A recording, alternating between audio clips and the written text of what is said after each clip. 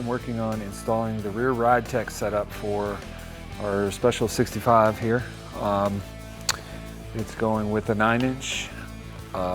Their Ridetech's full rear 9-inch setup on this. So it's gonna have a 9-inch housing, their strong arms in the rear, their cross member, all their stuff. So this is the first time I've put one together, so it's taken a little bit of time because I ain't never done one before and I don't want to screw it up.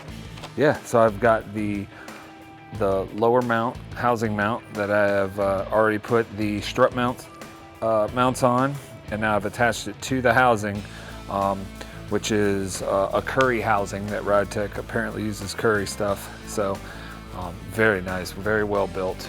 Yeah, I've got my 3 bolts into the housing here and my strut arm mount, so I'm gonna go ahead and torque these to 55. They want 55 pounds on the housing, and they do supply, it's ARP hardware, so it's nothing but the best on this one here. I'm gonna set my torque wrench to 55 here.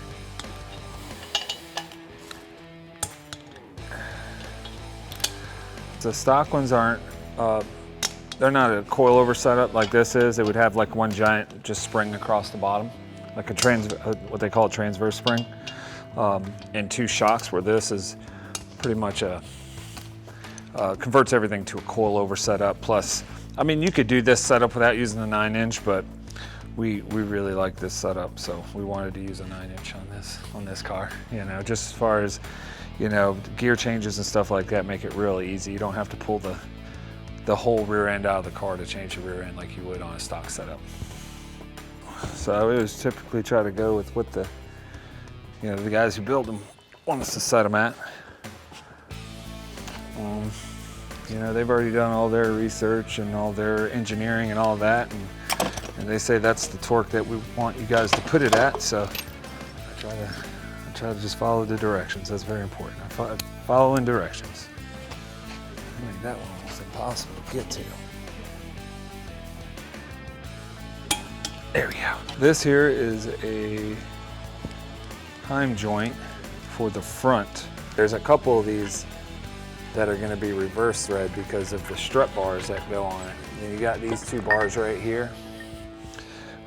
That'll come off the side that go to the actual trailing arms. So when you want to adjust them, one side's going to be a reverse thread, one side's going to be regular. That way, when you adjust them, they either go both out or both in.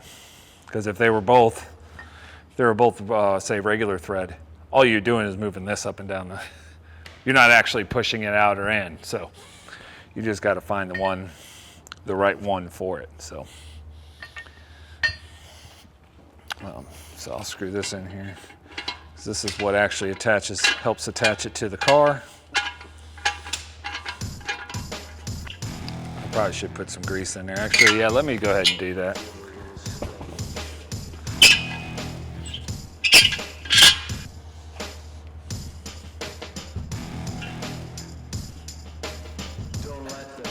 Now this will go on top.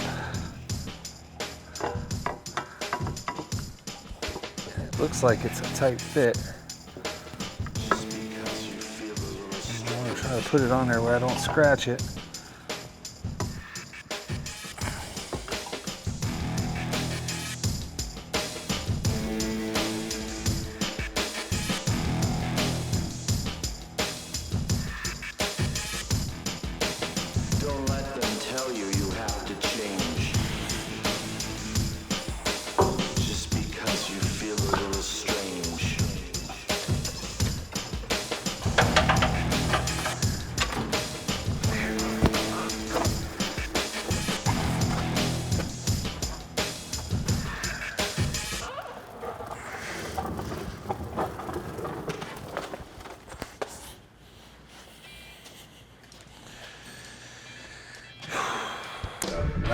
I don't do all the wiring, so I pretty much just got all this set up. Yeah. You know, you ground your fuel pump, power, sending unit is the orange wire. That's going to tell you how much gas is in it, all the grounds, and then it's grounded right to the frame here. Return and feed lines and a vent. I just run this long because it'll end up being mounted somewhere after the body. I wanted to get everything on the top done. That way, once I set the body on it, we ain't got to worry about it. And everything's been tested. I know all I checked the ohm reading on the sending unit. Everything works. So. Cool. Old pan here. This is, if you see the sides of them, you notice how, here, let me put them side by side comparison. So if you look at them, you can see where this cuts out. That's to give us clearance for all the steering. The steering's pretty much gonna be right here. If we ran this pan, it wouldn't fit in the car. So we gotta put this pan on it.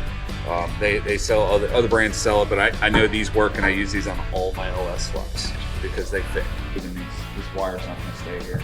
No. Because what I didn't realize is that the factory, that Colin came and told me, is that the factory harness comes this side of the car. Oh. So what I'll do is I'll run it here, and in the body there's a hole right about here with a grommet where the factory harness runs through. So Colin's gonna tie it into the factory harness. I just got a little crazy and ran him down the frame rail there with the fuel line. So I gotta put fluid in the converter. Andy just brought my converter this morning. So I'll put converter in it, and then I'll put the flex plate on the engine, I'll marry the two, and then I'll come up with a plan.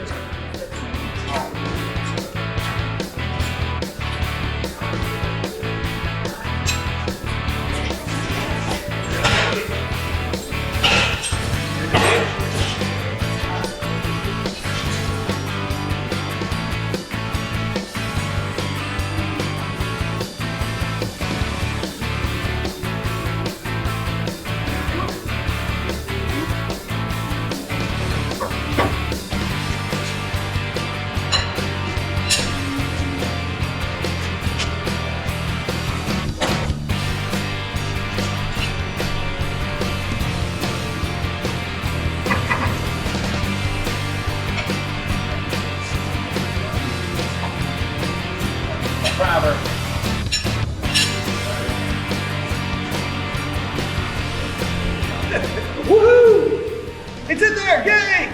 Nothing. John, call a customer. I ain't calling this customer. Yeah.